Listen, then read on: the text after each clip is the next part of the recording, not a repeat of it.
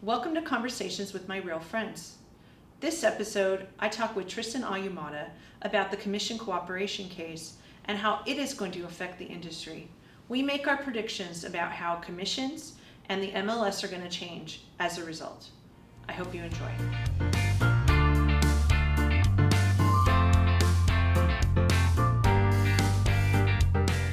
So one of the things going on with this case is, the MLSs. Yes. Right? Yes. I saw that, I was on the board for Ventura County Coastal last year. Oh, so you got to see I it. saw this firsthand. Right? Wow. And I know there's two major changes that they made this last year, which is one, now you can have the MLS only brokers where they don't actually have to be members Yeah, I saw of that. the association, which is going to be very interesting. And now they're allowing agents to put zero in as Which cooperating always should commission. have been. But it wasn't. I know. Right? I mean, those are part of the problem, right? Yep. But what do you think is going to happen?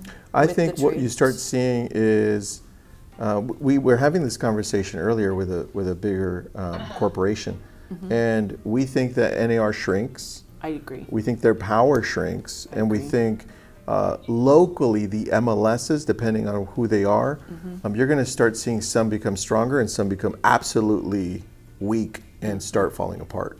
It really just depends. That's what I think starts happening, and Yes. on top of that, you start seeing certain companies that adopt the new world faster grow faster. So I agree some with of them that. could be independent brokers. Correct. What we're starting to see also is some people are like, well, why am I with this bigger brokerage? I might as well just go independent, right? And that's what we're starting to see too. So there's a shift happening. And I want you to pay attention to the shift, because in everything shuffling around, that's where we start finding the opportunities to connect with people deeper and say, hey, I've got an explanation for you on what's happening. Yep. The more that you know and can talk about this topic to them, intelligently, the better Yes. the better you're going to be in connecting with them and being a resource for them, Yeah. giving them ideas. So I was having lunch with a realtor and we were talking about this, and he's like, and I'm like, you got to, be able to express your unique selling proposition. And he's like, how do I do that? And I'm like, well, there's this thing called ChatGPT. It'll write Yes. you a lovely set of bullet points. I'll do it right now. What you That's should so be funny. saying, right? That's so good. Well, but think about it, right? Like, think about what the buyer's agent does do in the transaction. They do a lot. They do, right? But do the buyers know that?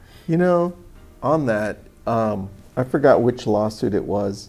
It pretty much said that the buyer's agents they're a waste of money. They're no good. They offer no services. And I'm like, that's ridiculous. That's ridiculous. I'm like, no way. So I think that becomes more important. So true. It becomes a lot more important Correct. for us to be able to present and show the value that we have on the buyer side. Well, think about just like managing repairs, managing inspections, right? Things that you guys can add value to, right?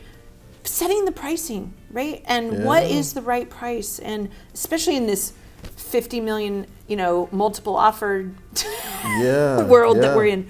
I can tell you in talking to real estate agents that agents would look at who the agent on the other side was. Yep. And that was part of their decision making of if they were comfortable with working with that person had a good reputation, was easy to work with, right? That part is the realness that we're not going to talk about in the lawsuits, right? That's real. Yeah. And I think that's the piece that we miss, because the other real part is whether you're an escrow or any part of this business, you're also dealing with the psychology of the person you're talking to. How are they doing? And are you able to manage that? Yep. And as a buyer's agent, you're managing a lot of personalities. Yes. And that sometimes, depending on who you're helping, is worth a lot of money. Right? And that wasn't brought up either. Right. It's like, you're holding this deal together to help, because we know that there's one thing for certain: real estate goes up every year over a long period of time, Right. over everything else. Well, and managing a demand to close, request for repair, all that kind of stuff, right? Yeah. There's a ton that goes into it, even when we're active in a transaction.